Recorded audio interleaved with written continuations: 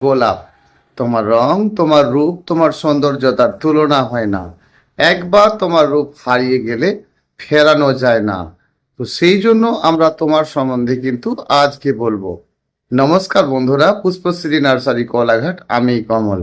আজকে কিন্তু আপনাদেরকে গোলাপ গাছের পরিচর্যা সম্বন্ধে বলবো। একদম A to Z সকল কিছু বিষয় আপনি জেনে নিন আর জানতে পারবেন গোলাপ গাছকে কিভাবে সবসময় স্ট্রং এবং সুন্দর রাখতে পারবেন। যার রূপ থাকে তার, তাহলে গোলাপ গাছ যখন রূপ তার বদলে গিয়ে খারাপ অবস্থায় হয়ে যায়, আমরা প্রতিটি বন্ধু কিন্তু জেনে নেই যে গোলাপ ফুলই বোধহয় আমাদের রোপণ করার পরে আর ভালো হবে না। এরকম নয় কিছু বন্ধুরা, গাছকে সুন্দর করে তুলতে গেলে গোলাপ গাছে আপনি সারাটা বছরে কিন্তু গোলাপ ফুল পাবেন। গোলাপ ফুল তো পাবেন, কিন্তু তার আগে কতগুলো কাজ করতে হবে, যে কাজগুলো আমরা কিন্তু অনেকেই করতে গিয়েও তা ঠিক না বুঝতে পেরে ঠিকঠাক করতেই পারি না। তাহলে গোলাপ গাছের সৌন্দর্যতা এবং সঠিকতা রাখতে গেলে গোলাপ গাছের স্নান করানোটা একটা বড় রকম কাজ, আর সেটা কিন্তু আপনি করাতে কখনোই ভুলবেন না। শুধু এটাই শেষ কথা নয়, এই চিটে সহ এই চিটের দ্বারাই যে গাছটি বসানো রয়েছে, ঠিক বুঝেছেন তো, এই যে চিটের দ্বারাই গোলাপ গাছটি বসানো রয়েছে, আর সেই জন্য এই চিটের সহ কখনোই যেন আপনি গোলাপ গাছটি না বসান। পূর্ণ ঝেড়ে ফেলুন, আর ঝেড়ে ফেলার পরে যদি গাছের উচ্চতা একটু বেশি বেশি হয় তাহলে কিন্তু আপনি বেশ কিছুটা করে কেটে ফেটে দিয়েই গাছটি রোপণ করুন। আর গাছটি যদি ছোটোখাটোর মধ্যে নিয়ে থাকেন তাহলে এক কাজ করুন, আপনি চিটেটা ফেলে দিয়েই গাছটি রোপণ করুন। খুব সহজে করতে পারবেন। আর গাছ রোপণের সময় খাদ্য দিয়ে যেন না করেন। ফুলে গন্ধ আছে আবার কারো গন্ধ নেই, সেটা তো কথা নয়। কেউ একটু বড় সড়ো ফুল আর কেউ বা একটু ছোট, এটাই হচ্ছে ব্যাপার, যে কেউ বড় সড়ো ফুল আর কারো গন্ধ আছে, কেউ কোনোটারই বা গন্ধ নেই, সেটা প্রশ্ন নয়। গোলাপ ফুল সুন্দর একটা ফুল, আর তার সম্বন্ধে আমাদেরকে জানতেই হবে। জানতে না ঠিক করে পারলে গোলাপ গাছ করাটা বড় শক্ত। দেখুন, আমরা জেনেছি যে গোলাপ গাছ খুব সেনসিটিভ গাছ, কিন্তু কিসের কারণে গাছের ক্ষতি হয় সেই বিষয়টা আমাদেরকে জানতে হবে। দেখুন, সর্বমোট কথায় হচ্ছে গাছের রূপটা ঠিকঠাক করে রাখতে গেলে, তাহলে এই যে পাতাগুলো রয়েছে, এর আগের ভিডিওতেও আপনাদেরকে আমি বলেছি না, 1 2 3, আর ফুলটা শুকিয়ে গেছে, তাহলে আপনি একটা দুটো তিনটে পাতা নিয়ে অবশ্যই কিন্তু কেটে ফেলে দিন। কেটে ফেলে দিন একটা ধারালো কিছু দ্বারাই। সবসময় মনে রাখবেন, যখন করবেন কাটিং, না সেটা কোনো ধারালো অস্ত্র দ্বারা, অর্থাৎ কোনো ব্লেডের দ্বারাই আপনি কিন্তু কাটুন। দেখবেন এই যে ওপর থেকে শুকিয়ে নিচ পর্যন্ত নেবে যাওয়া, সেই কাজটাই বন্ধ হয়ে গেছে। তাহলে ঠিক বুঝেছেন, গোলাপ গাছের সৌন্দর্যতা রাখতে গেলে অবশ্যই 1 2 3 আর নিচের দিকে এখান থেকে কাটিং করে দেবেন। সারাটা বছর গোলাপ ফুল পাবেন, এই কথা আমি আপনাকে দিতে পারি। আপনি কাজটাই করছেন না, তো ফুলটা কি করে পাবেন? ফুলটা ফুটে গেছে আর আপনি তার উপর থেকে তিনটে পাতা নিয়ে গুনে কিন্তু কেটে ফেলে দিয়েছেন। তারপরেই দেখবেন বেশ কিছু ডাল রয়েছে, 1 2 3 4 5 6।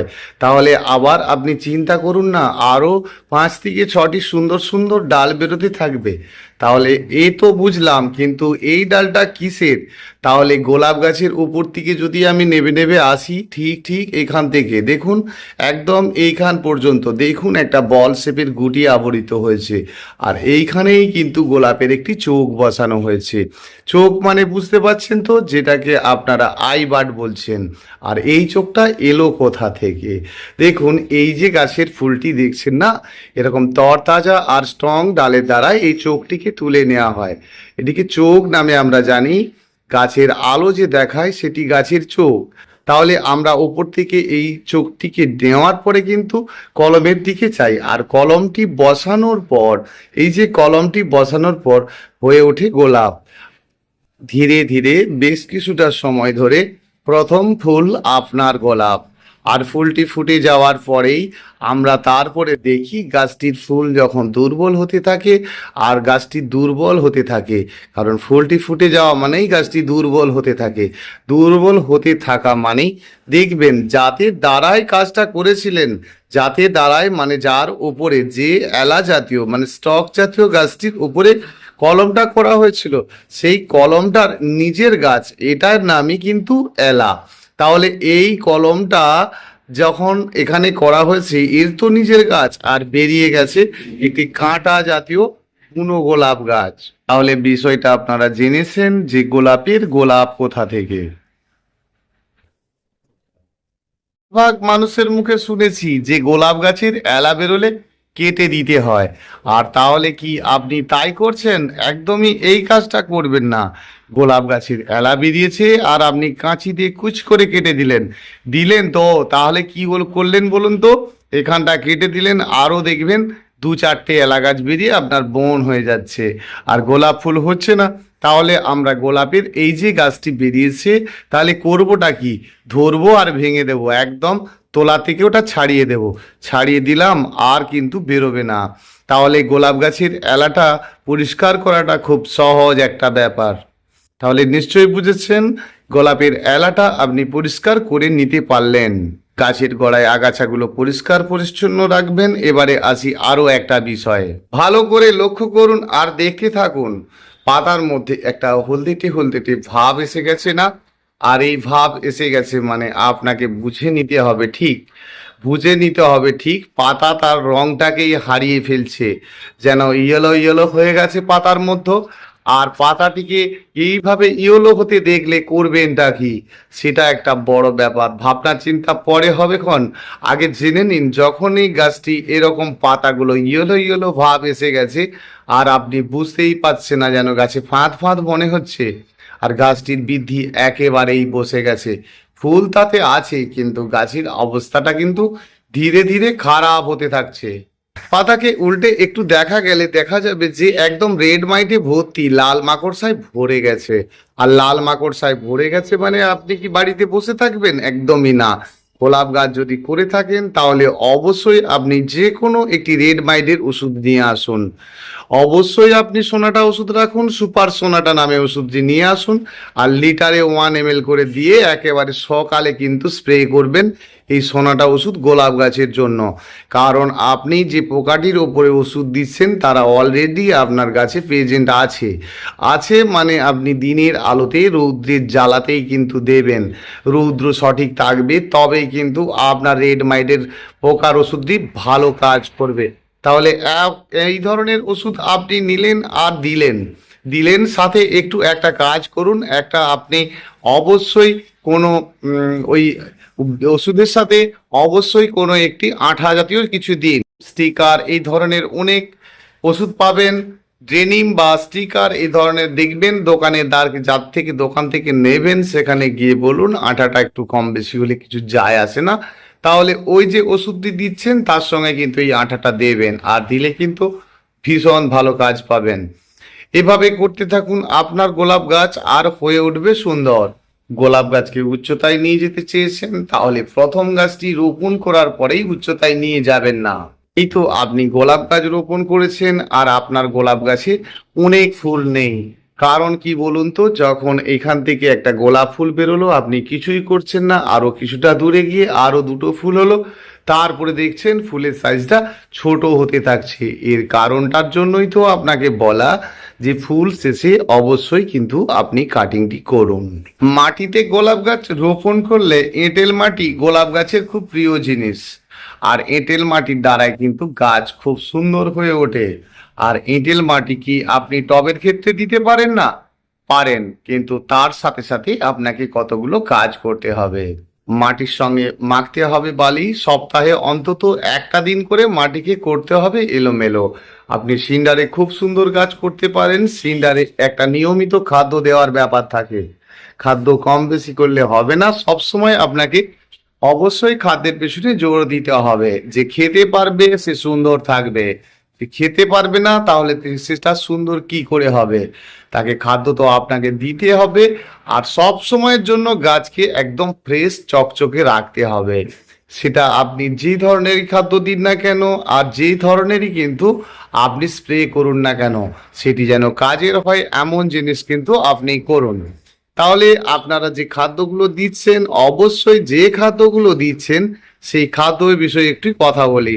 যে খাদ্যগুলি দিচ্ছেন অবশ্যই গাছ যেন দীর্ঘদিন ধরে খেতে পারে এবং গাছের গোড়াতেই যেন থাকে।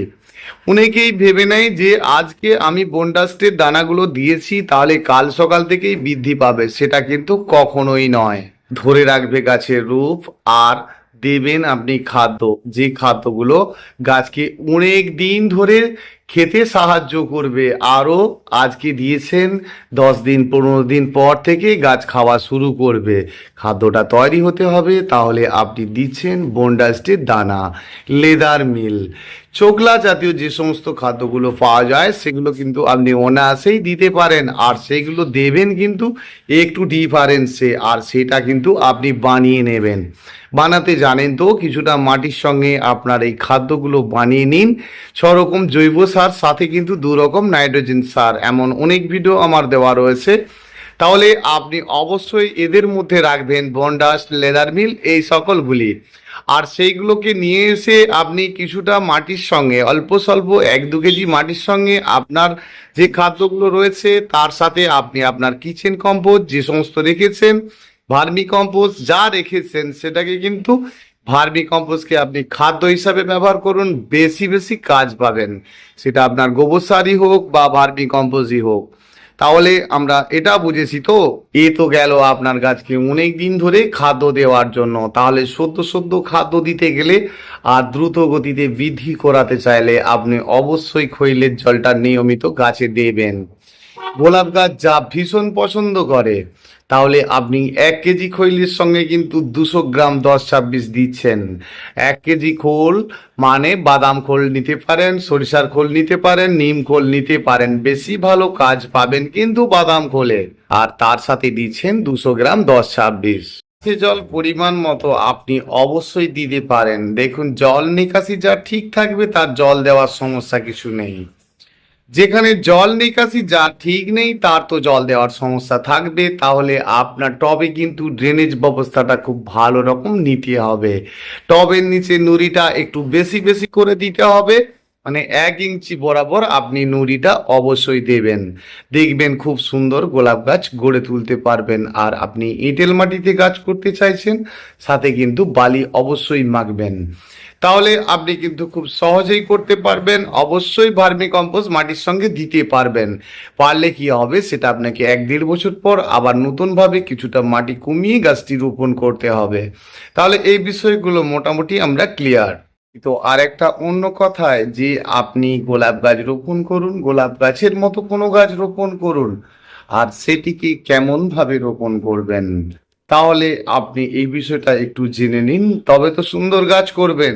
এরকম একটি ছোট গাছ আপনি নিয়ে এসেছেন, বা আপনি একটি গোলাপ গাছকেই রোপণ করেছেন এরকম গ্রো ব্যাগে বা টবে।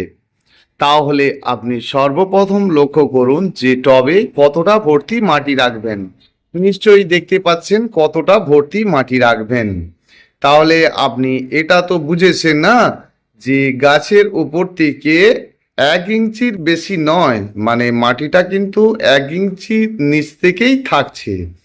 তাহলে আপনি পুরোপুরি ভরে দিচ্ছেন না, আর একেবারে কিন্তু এই এই পর্যন্ত, মানে অর্ধেক অর্ধেক মাটি দিয়ে গাছ রোপণ করছেন না। আর করলে আপনার কি ক্ষতি হয় সেটা আপনি নিজে জানতে পারবেন। তাহলে সেই বিষয় নিয়ে একটু কথা বলা যাক। প্রথমত, এইরকম একটি গাছ যখন আপনি রোপণ করেন, আপনি জানেন কি এই গাছটিকে যখন বসানো হয় তাহলে কিন্তু তাকে 1 থেকে 1.5 ইঞ্চি ভেতরেই বসানো হয়। তবেই তো গাছটি স্ট্রং হয়ে দাঁড়িয়ে রয়েছে। তাহলে আপনি যখন গাছটি এরকম একটা গ্রো ব্যাগ সহ কিনে নিয়ে যান, আর কিনে নিয়ে যাচ্ছেন মানে সেই গাছটিকে অলরেডি 1 থেকে 1.5 ইঞ্চি গভীরে বসানো রয়েছে। তাহলে তাহলে এই 1 থেকে 1.5 ইঞ্চির নিচেটাই কিন্তু শেকড়, এর ওপরটাই নয়। তাহলে আমরা দেখে নিতে পারি এই 1 ইঞ্চি মাটি পর্যন্ত আমরা খুলে দেখে নিতে পারি এই মাটিটির মধ্যে কোনো শেকড় পাওয়া যাচ্ছে না। কারণ কি বলুন তো, গাছটি বসানো রয়েছে কিন্তু আপনার, তাহলে গাছটি বসানো রয়েছে আপনার ঠিক 1 ইঞ্চি ভেতর পর্যন্ত। এবারে আপনি কি করছেন, যখন এই টবটির এই জায়গায় পর্যন্ত মাটি দিচ্ছেন বা এই জায়গায় পর্যন্ত মাটি দিচ্ছেন, তাহলে আপনি প্রথমত আমার কথা অনুযায়ী নিচে নুড়ি দিয়েছেন ঠিক 1 ইঞ্চি বরাবর, একটু অল্প করে বালি দিয়েছেন, তারপরে বসালেন আপনি গাছ। তাহলে আপনি ঠিক বুঝেছেন তো? এবারে কি করছেন, আপনি তার উপরে দিলেন একটু মাটি, ধীরে ধীরে গাছ বাড়ছে, তার উপরে দিলেন আরেকটু মাটি, তারপরে দিচ্ছেন আরেকটু মাটি। আপনার গাছটি গ্রোথ কি করে হবে? কারণ গাছটি যদি এই উচ্চতায় থাকতো, টোটাল শেকড়টা কিন্তু আপনার মাটিটাকে ভালোভাবে উপলব্ধি করতে পারতো। তাহলে আপনি গাছটিকে যখন এখানে বসিয়ে দিচ্ছেন না, তাহলে এর শেকড়টার চারিধারে কিন্তু আস্তে আস্তে রুট বাউন্ড হতে হতে ঘিরে ঘিরে ঘিরে ঘিরে উপর দিক দিয়ে আসবে। আর সব সময়ের জন্য গাছটি যখন এইভাবে গভীরে চলে যাচ্ছে, আর গাছটি কিন্তু ড্যাম্প হয়ে চুপচাপ বসে আছে, বৃদ্ধি তার একটুও নেই। তাহলে এই যে আপনি এই লেভেলে গাছটি বাড়িয়ে বসিয়েছেন, আর গাছটির আপনার বৃদ্ধি একেবারেই কমে গেছে। তাহলে এটা বুঝেছি যে গাছের একটু ভর্তি পর্যন্ত মাটি দেব। এই যে দাগগুলো দেওয়া আছে, এটা কিন্তু এমনিই দেওয়া নেই, দেখতেই পাচ্ছেন কোথা পর্যন্ত আপনি মাটি রাখতে পারেন। ঠিক দাগটা নিশ্চয়ই বুঝেছেন। একটু টপটাকে উল্টে দিলে বোঝা যাবে যে টপের নিচে ভালো করে আপনার নুড়িটা দিতে হবে। দেওয়া আছে তার জন্য দাগ। তাহলে গাছকে একেবারে অল্প 2-4টে মাটি দিয়ে আমরা টবের তলায় বসাচ্ছি না, তাহলে গাছের বৃদ্ধি কিন্তু একদমই হচ্ছে না। নিয়মিত আপনি খাদ্য দেবেন, সবসময় গাছকে ফ্রেশ রাখবেন এবং গাছকে একদম রং করে নেবেন এবং ফ্রেশ রাখবেন। গাছের অবস্থা, গাছ যদি ধীরে ধীরে লালচে ভাবটা আসা শুরু হয়ে যায়, তাহলে অবশ্যই ফুল প্লাস বৃদ্ধির জন্য 19-19-19 তিনটে 19 স্প্রে খাদ্যটিকে অবশ্যই কিন্তু আপনারা লিটারে 2 গ্রাম করে দিয়ে গাছে স্প্রে করবেন।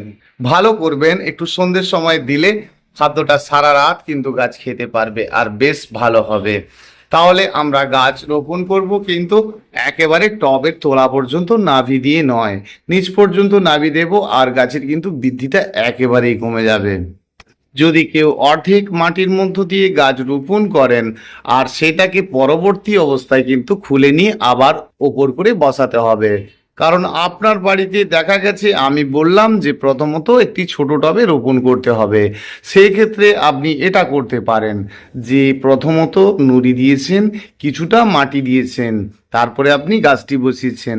সবে মিলিয়ে আপনার একটি 10 ইঞ্চি টবে বসিয়েছেন। 6 ইঞ্চি টবের মাটি চেয়েছি আমি যে ছোট ছোট টবে গাছগুলি বসান। তাহলে আপনি নিচে নুড়ি দিয়েছেন, তারপরে বালি আর মাটি মেখে গাছ করছেন। গাছটিকে ঠিক অর্ধেক পর্যন্ত মাটি দিলেন, আপনি গাছটিকে বসালেন।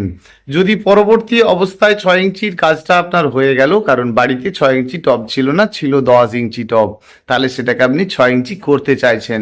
ঠিকই আছে, তাহলে 6 ইঞ্চির মতো মাটিটা দিন, আর গাছটি আপনি কিন্তু ওই মাটির বরাবর লেভেলে সমান্তরালে বসিয়ে দিন।